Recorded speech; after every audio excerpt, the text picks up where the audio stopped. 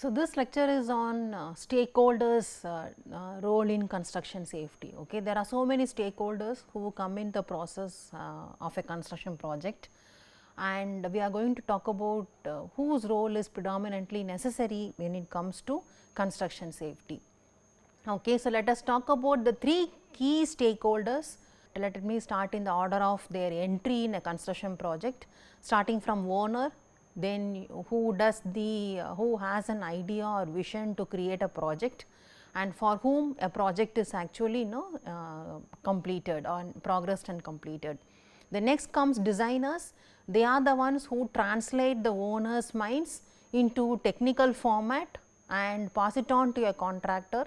So, contractor is a third key player. So, contractor is the one who actually brings in equipment, labor, etc., and starts putting in whatever designer has given into an actual construction. So, these are the three key stakeholders.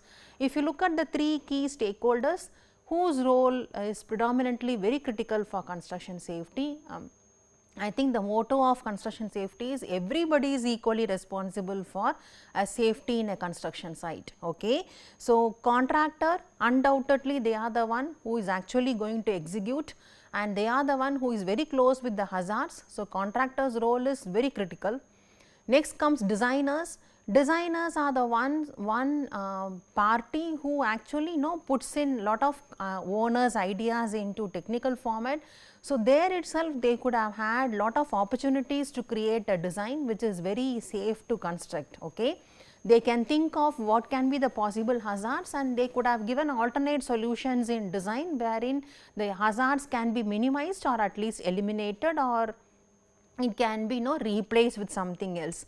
Owners, so in the past owners were never involved in safety and even in a construction project execution, and owners always kept themselves away from a project execution because they thought they are not technically expert. Okay. But owners have a very big and dominant role when it comes to implementing a construction safety. That is what you will understand in today's class. Okay. So, this is a graph which shows what are the different stages in a project, starting from conceptual design, detailed design, procurement, construction, and till still close out and completion.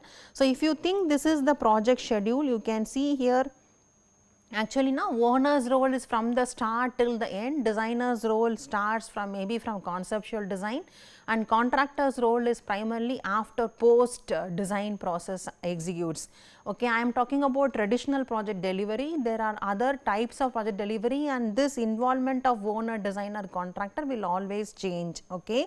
If you see the ability to influence safety, so from the beginning of the project itself there is a lot of ways and means in implementing safety, and once the owner or the designer fails to put it in proper place, and when it comes to contractor he will have very little options to put things to complete safe practices. Okay. Now, this is a tripod on owner, designer, contractor relationships, and some of them are contractual, some of the relationships are not contractual. I am not talking about that, primarily I am talking about the three players who are actually the key players in implementing or in constructing a project. Okay. Now, these three players are actually talking about a project or thinking of solutions and means, and which are to be constructed with the help of workers. Okay. Now, workers are the ones who are not involved in any policy making or any decision making on safety, but the decision made by owner, designer or contractor will be implemented by a worker, and all these safety and hazards whatever you call in the construction sites are primarily for the workers. Okay. So, now this is like an ironical statement. Okay. Workers are never involved in safety, or they are not brought in forward and asked for suggestions or opinions, and they are not consulted for any safety precautions in site, but the decisions are made by some other party and who are actually making a site hazardous or very safe for a worker. Okay. So, that is what is the background you should keep in mind. Now, let us start from the different key stakeholders. So, number one is owner. owner or client. So, now who is a client or a owner? So, they are the person for whom a project is actually carried out. So, the first person whenever you say project is initiated, then the owner is the first party with whom the project gets initiated. Okay. So, there is a research article which says 45% of sites have lot of fatality had happened because the clients or the owners, they had failed to put or support a project in terms of safety, starting from the design stage or starting from the conceptual stage.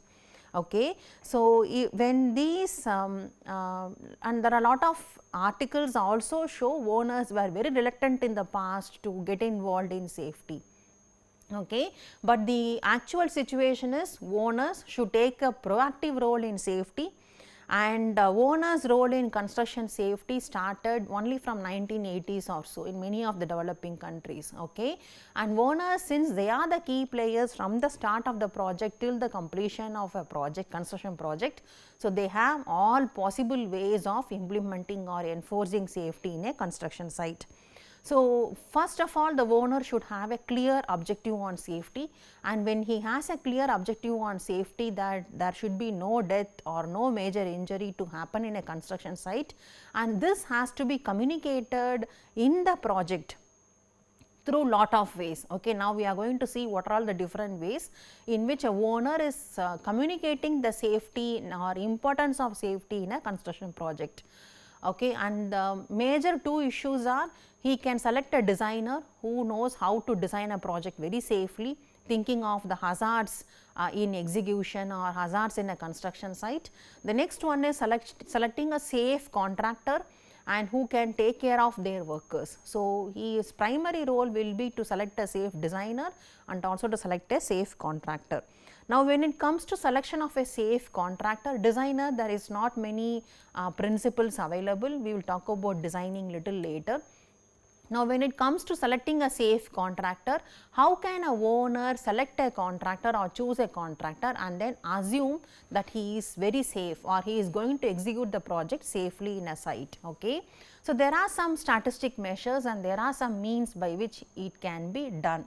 Okay. Number one is the olden time or the traditional time of awarding a project to L1 is no longer valid right now. Okay. Many owners are really keen in promoting quality, safety, performance and so on. There are a lot of new normal performance indicators available in so many projects which are coming up recently.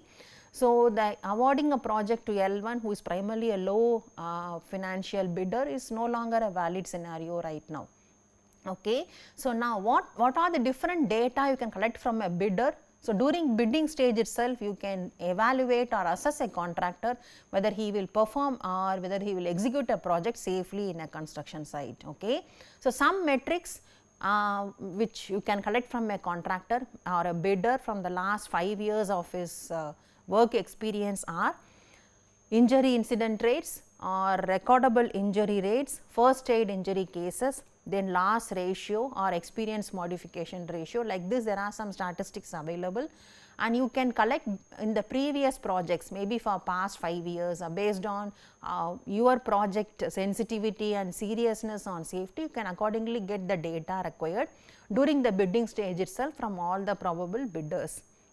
Then job site safety inspections, and now once a contractor assesses a bidder and selects somebody as a person who can execute a project safely, his role should not stop only in just selecting a contractor, okay, safe contractor.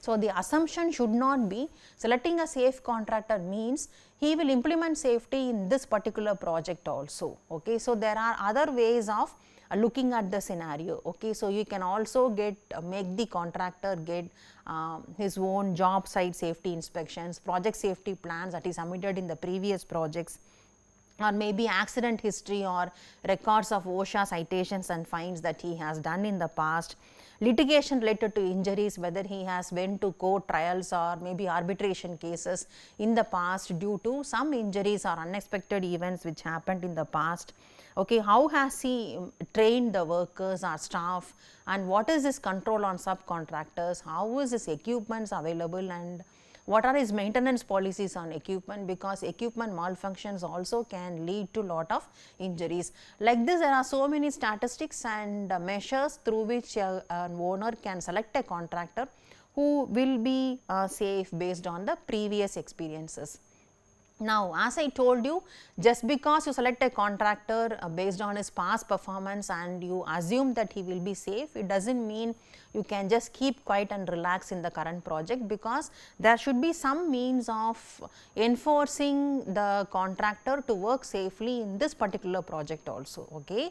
One broad area or the place where a owner can touch upon safety in a construction project is contract clauses. So, what do you mean by contract clauses, and what are the different ways with which a owner can enforce safety in the ongoing project? Okay, number one is address safety in the construction contract. So, the key way is to get all the documents necessary in the bidding stage itself. For example, how many times he has to do job site inspections or safety trials, what are his plans for job hazard analysis, okay, if there is an emergency or any hazard happens, so what is his plans for an execution or evacuation plans. So, like this, there can be so many ways of asking or implementing through contract clauses. Okay, mandatory reports on accident investigations, safety inspections or safety meetings, and also the owner can provide adequate training to contractor. He can also give proper worker orientation program and also enforce the contractors to undergo the same orientation program. There can be regular audits on contractor safety performance.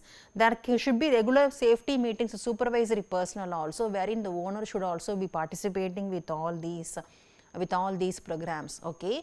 So, number one is, if a owner can completely get himself involved in a project, then with the safety caution in mind, I think safety can be really enforced in a project. Okay. Now, the next player is designer. Okay. So, now do designer have a real role in safety, or can they do something regarding construction safety, because they are ahead of construction project progress itself. Okay. Designers do have a role in safety, because they are the one who is bringing out all the conceptual or the final structure of your model on a paper, okay, in terms of dimensions, in terms of specifications and everything. Okay. So, unfortunately, what happens is, most of the designers do not want to be involved in safety, because they say they do not have too much of information on design for safety ideas. Okay. And the other reason is, they are also scared of litigation. Okay. What if I do a design and if it is really turns out to be hazardous and there has been one or two injuries, will I be liable for any litigation or any accusation? So, that is the real fear behind these designers, that they do not come forward in promoting a safe construction ideas. Okay, that is what is happening. And the main myth is, many of the new design concepts are often rejected because they appear to be dangerous. Okay. For example, even the opening and closing of a door or a window can be altered in so many ways, so that some can be thought about for cleaning and for maintenance in future purposes. Okay.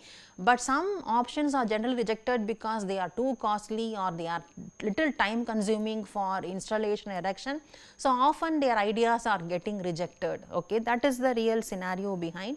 And the one issue is, design decisions directly influence the safety, because once a design is approved, then there is nothing much you can play in a construction site, okay, other than bringing in a different equipment or bringing in a different type of a formwork for execution. You cannot have many options there in construction as such. Okay. So, what do you mean by design for construction safety? So, there are alternate terms available here, and there are a lot of synonymous terms available, and it's not that clear as to the start time of these terminology and why are all these terminology available in the academia. Okay. Number one is PTD, which is nothing but prevention through design. The other concept is DFCS, which is nothing but design for construction safety, and also DFS, okay, colloquially it is also called DFS, design for safety. So, these are all policies of promoting or providing a project which is assumed to be safe, or at least the hazards are all pre understood, and accordingly a new measure or device has been put in place, so that the hazards are very minimal in the process. So, these are all some of the issues. So, now let us look at some examples of DFCS, okay, and there are almost researchers say there are almost like 600 ideas or something on design DFCS, okay. But one suggestion for how to implement a design for safe idea is, so one suggestion is you can actually have a contractor involved in a project from the beginning, so that the contractor will be sitting along with the designer, and the hazards in the execution can be really thought about, and when the hazards are really thought about, suggestions for eliminating or minimizing the hazard can be really worked out. Okay. So, an alternate approach or methodology or a different system or a different material altogether can be easily worked out. Okay. Some examples here: design 42-inch parapet wall, so that eliminate the need for fall protection or guardrails. Allow adequate clearance between structure and power line, so that overhead power lines are hazardous when you are operating cranes. Then design underground technology utilities to be placed instead of trenchless technologies, eliminate the safety hazards associated with the trenching. So, you can go really with no dig policy. Then design window sills to be 42 inches above the floor, so that you can eliminate the fall protection itself. Construct permanent stairway in the beginning of the construction, so that your fall hazards in terms of ladders, temporary stairs, scaffolds, etc., can be totally eliminated. Okay. So, like this some examples are given, and you can go through the website for many more examples like this. Now, the next is regarding your one more example. So, there is an Abu Dhabi's World Trade Center, and here also the design was really out of the box, in the sense it was really a very different design. So, when people were also asked about the building maintenance, okay, in the sense the future maintenance and operation of the particular building, so many options came in, especially for cleaning of the panels and the glass panels and facades. Okay. So, some suggestions came in. So, the slanting sloping roof of the panel itself can be worked out for storing all the equipment, so that it can be turned or tilted, and it can be used for cleaning and maintenance of this particular structure itself. Okay. So, this idea was very well achieved, and the person who developed this idea, he won the bid of the project. So, like this you can also track so many examples available in the public forum on safe ideas for construction and also for future maintenance. Now, the third party whom we are talking about will be on contractor's responsibility in construction safety. So, contractor is a person who actually looks at the execution of a whole project, and the contractor is responsible for safety in the construction site, and also responsible for preparing a safety plan, and also for carrying out the plans.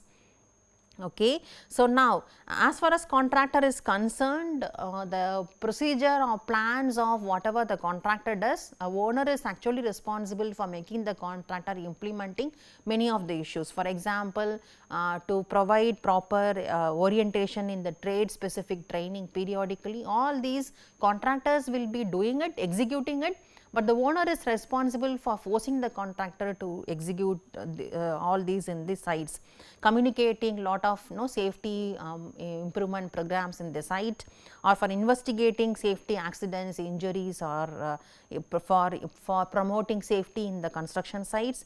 And contractor also does monitoring of safety progress from time to time. So, all these will be done by the contractor, but under the headship of a owner. Okay. Now, there are some issues with regard to workers. Okay. Now, workers, as I explained in the first slide. So, workers are the ones for which the entire spectrum of safety in construction is revolving around. Okay.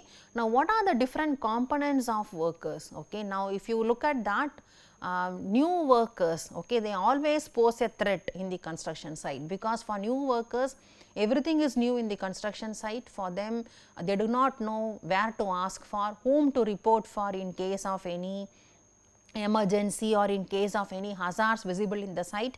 So, there may be so many unknowns which partially will be rectified through training and orientation, but still new workers are like moving hazards in a construction site. That is what you should treat a new worker, unless he is familiarized with so many other options. Okay.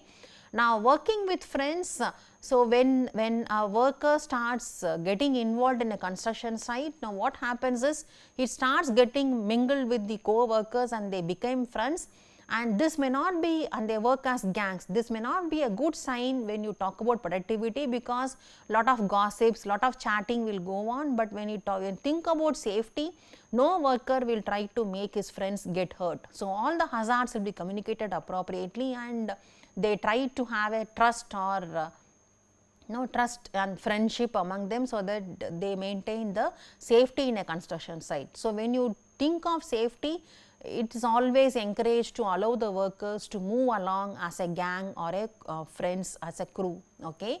Now, the next issue is job satisfaction and loyalty to the employers. Okay. Suppose if the workers are not paid adequately, what happens is they always try to mess up with some equipment, or they do not work properly, or they do not take the training or the orientation very seriously.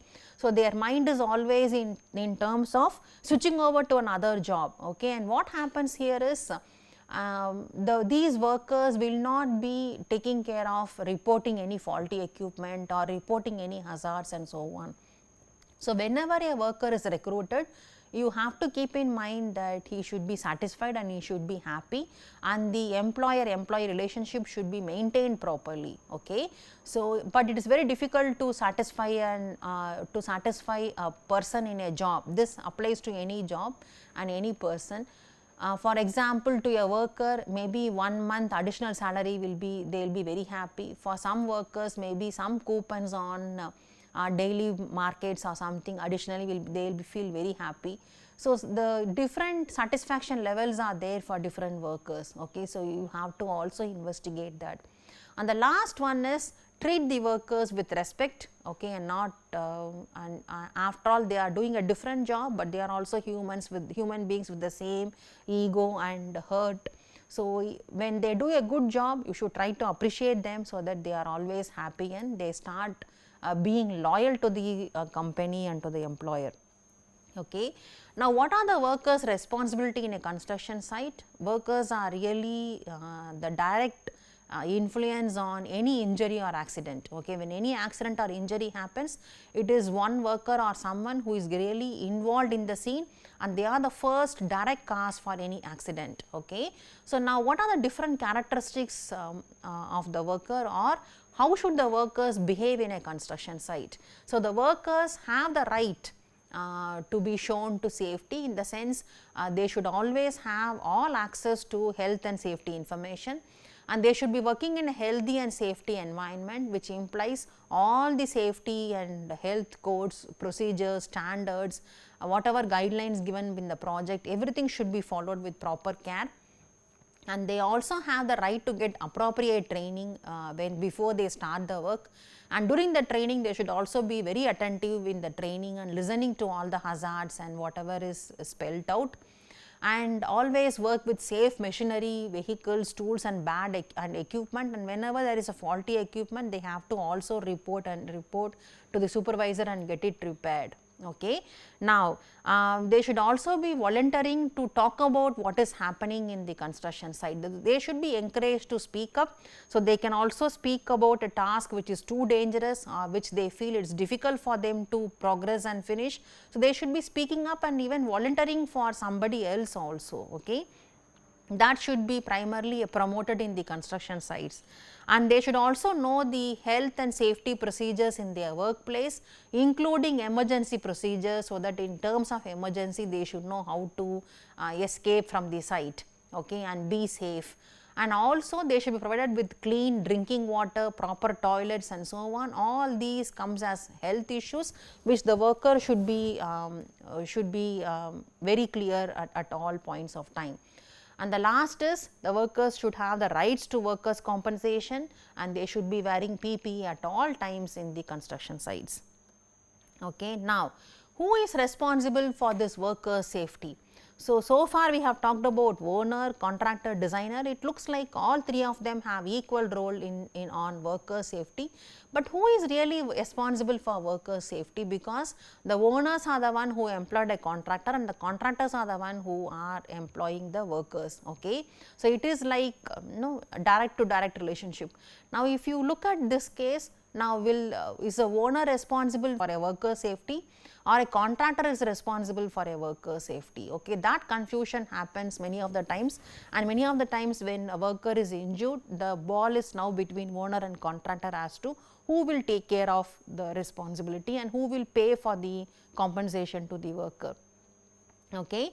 So, now if you look at this scenario, this is primarily called concurrent liability. When two or more parties are employers, then they should be providing proper safe and healthy workplace to all the employees. Okay.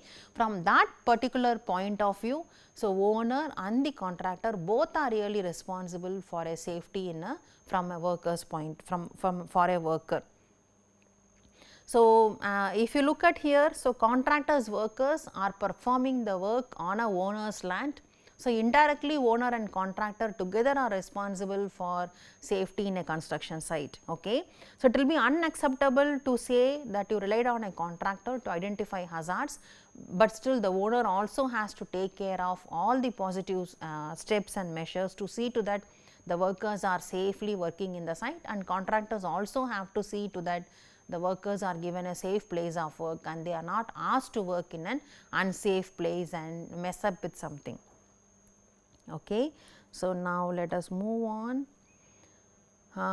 Employer responsibilities, it applies to either owner or the contractor. Both of them are responsible as per the OSHA guidelines. Provide a workplace which is free from serious hazards, comply with appropriate safety standards, make sure employees use safety tools and equipments, and they should also know how to properly maintain the equipment. Use color codes, posters, labels or signs to warn the employees of any potential hazards. Provide medical examinations and training when required by OSHA standards. Then keep records of any injuries and illnesses and post these records, and also provide access to these records to the employees so that they know what are the hazards available and how many people in the past have had an injury or met with an accident in the past. Okay, now let us talk about government. So, is government really responsible for construction safety? From the beginning I have been telling, so safety is, everybody is responsible for construction safety. Okay. Now, what about the government? So, this is not with respect to public or private projects. In general, government also has a responsibility on safety. Okay. So, primarily in two forms. One is they serve as legislators, and the other one is they act as bureaucrats or caretakers. One is they serve as legislators or politicians who pass laws. Okay. So, they can actually enforce safety through those laws, and the caretakers are the bureaucrats who administers the law. Okay. So, the government's role should be to require construction safety planning for both design construction in all projects, to develop a safety information highway of injury data, hazards and available safeguards. They can maintain a portal on safety data so that it is available to everyone, and people can think about promoting safety in future projects.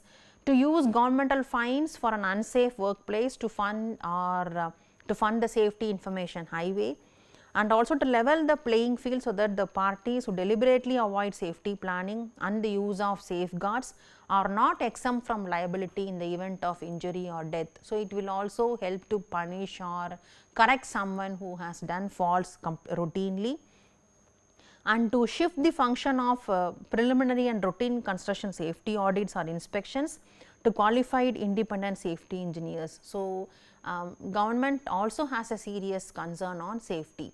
Okay. Now, if you see this picture, So, workers are at the real last level and owners are in the real first level, and government is little at a higher level. Now, we are not going to include government in this picture now. Now, if you look at owner, designers and contractors, so there is something with regard to safety emphasis now. Okay. So far safety is measured in terms of negative indicators, which are also called lagging indicators, which implies accident. If you want to see safety in terms of positive side, then there should be some leading indicators. Okay. There are some leading indicators which are available in safety research these days, starting from safety climate, safety culture, safety behavior and so on. Okay. Now, what are these terminology? Most of these terminology are little confused and interchangeably used in literature, but there is a slight difference and there is a regular definition for each of these terms, which we are going to see in today's class. Okay. So, safety culture is always a top down approach. So, top down organizational chart you have, right. So, that is what is a safety culture. So, safety culture starts from the top management and it starts flowing down into the complete organization. Safety climate is actually the workers' perception. So, it starts going from the bottom up approach, okay, or the perceptual approach. So, safety climate is actually like a byproduct of safety culture only. Okay. So, when the accidents or injuries they occur infrequently and are not effective indicators of safety performance, there is a different sort of a safety performance called safety behavior, okay, which is actually measured in two forms. One is safety compliance and the other one is safety participation. Okay. So, safety participation is nothing but voluntary in nature. Okay. What do you mean by safety participation is joining in orientation program, joining in a training program and giving your best in learning and getting a knowledge on safe procedures in construction site. So, safety participation is primarily a self motivated or a voluntary stuff. Safety compliance is like a mandatory stuff, okay, wherein if there is some standards, some codes and whether if you want to wear PP, all these has to be done in accordance with the laws or safety regulations or safety standards available in a particular place. Okay. So, safety compliance talks about a particular activity of a worker or a group and who has to follow something, some procedure or some behavior in a construction site. Okay.